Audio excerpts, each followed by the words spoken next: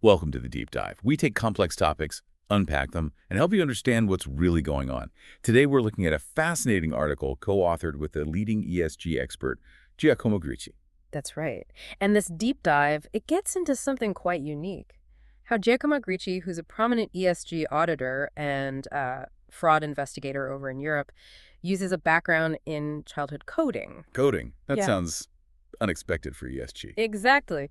But he uses that lens to detect, well, greenwashing. You know, those misleading claims companies sometimes make about their environmental or social performance. It really grabbed me was the co-author mentioning how working with Greci fundamentally shifted their view on sustainability oversight.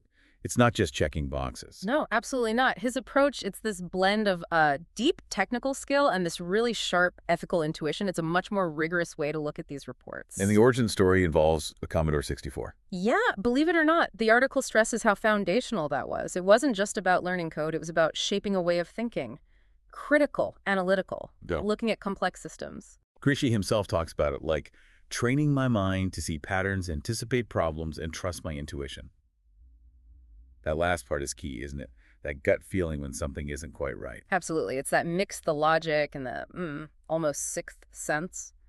So our mission today is to really unpack how those early coding experiences shape his methods for uncovering.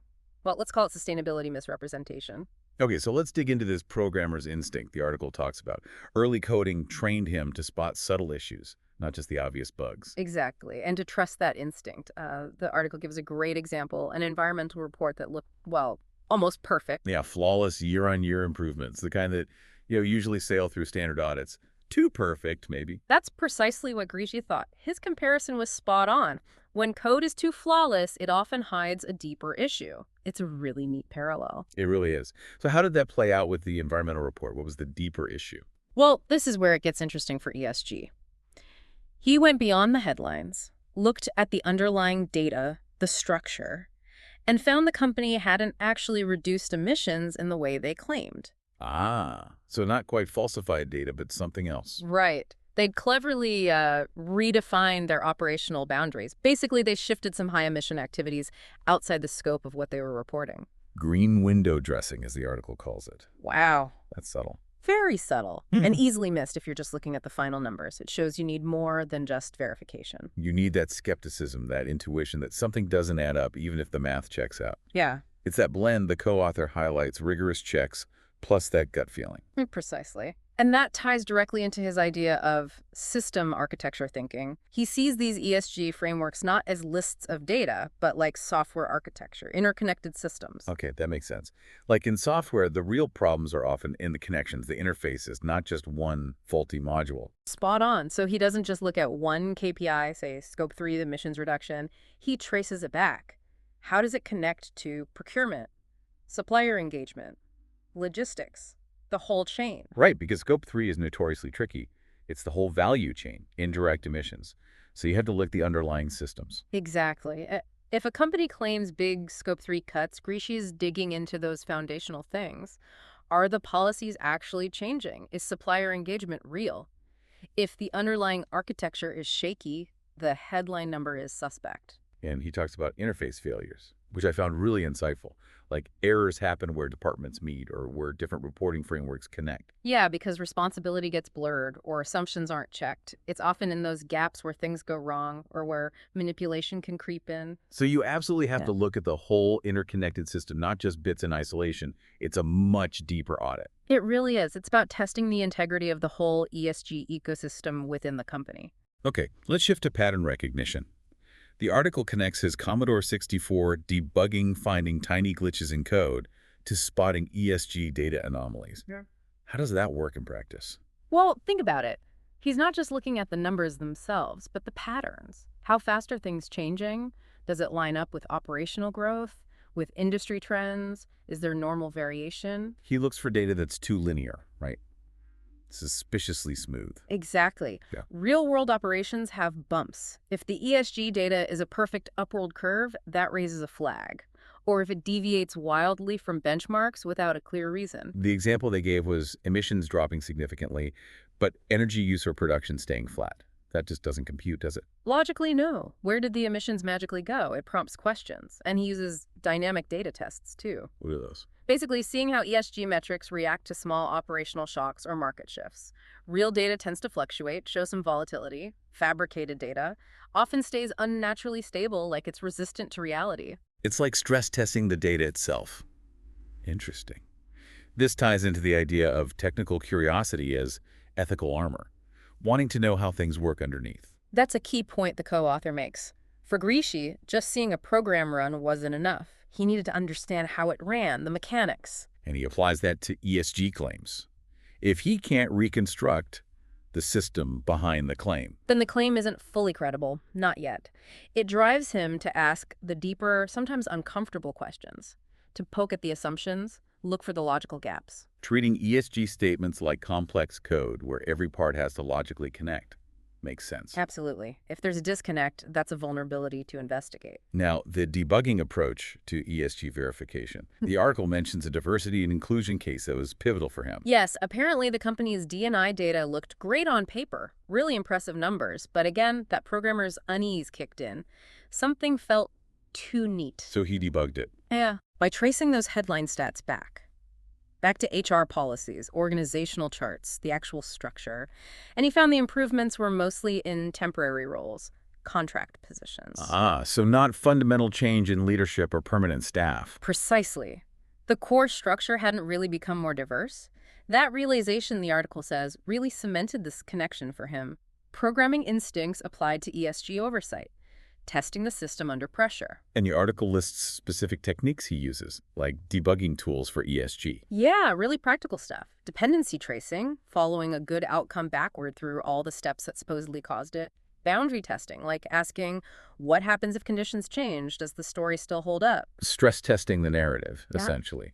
And pattern anomaly detection. Right, looking for those overly smooth trends, the weird spikes, the lack of normal ups and downs, things that just don't look like real-world data.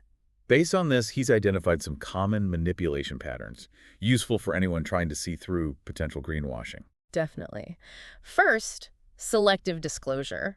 Shouting about the good stuff, more renewables, while whispering or omitting the bad stuff like total energy use skyrocketing. We've all seen that. What else? Boundary manipulation, which we touched on, redrawing the lines to exclude the dirty parts of the business, like subsidiaries or contractors.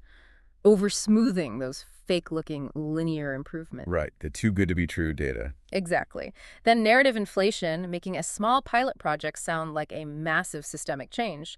And finally, metric substitution, focusing on easy wins, metrics that look good but aren't actually that material or impactful. Okay, but the article stresses it's not just about the technical side for Grecian anymore.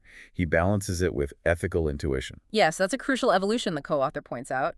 He apparently realized early on that data could be technically correct but still paint a misleading picture. So he consciously worked on developing that ethical sense, asking bigger questions. Yeah. Questions like, what's the real impact here? Is this report genuinely trying to be transparent, or is it just managing an image? He needs both now. First, the technical check is the data sound. Is the system logical? Then the ethical check, does the overall story ring true? Precisely. He uses a great metaphor. Technical skills are my microscope. Ethical intuition is my wide-angle lens. You need both perspectives. The supply chain example really illustrates this, doesn't it? Technical audits looked okay, but 0 incidents reported in high-risk areas just felt wrong to him. It triggered his intuition that statistical perfection seemed off, so he dug into the how of the audits themselves. And found limitations. Big ones. Audits announced beforehand, mainly focused on top-tier suppliers, relying on documents, not talking to workers directly. So technically, they did the audits they disclosed. But ethically, the system wasn't really designed to find problems in those high-risk areas. Exactly. Technical accuracy validated the how, but his ethical intuition challenged the why. Why was the system set up this way if the goal was truly to find and fix issues? That's a powerful distinction. Looking forward, Greci sees technical skills becoming even more central to ESG oversight. He does. With the rise of real-time data, AI scoring, integrated reporting, it's becoming a much more data-rich, technically complex field. Understanding those underlying systems will be non-negotiable. So future ESG pros need to think like system architects Yeah. and ethical hackers. Kind of, yeah.